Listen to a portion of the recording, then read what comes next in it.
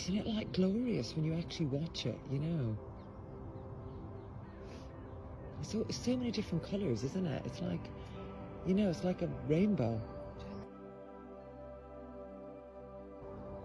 What was the feeling that you felt when you were coming out of meditation? What did you notice? A little shift? Was it like lighter, calmer? Calmer, yeah, lovely.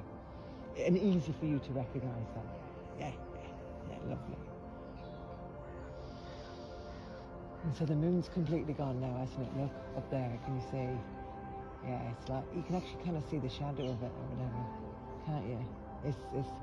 It's like she's taken over now and it's saying, okay, good night. Yeah. This is it. This is the hinge. So we're at the peak now, the longest day today, and then it just gradually starts right down to the solstice, to the equinox, and then it's back again. They're equal level and then down again. But the next one will be Lunasa, which is on the calendar. So that's like 1st of August.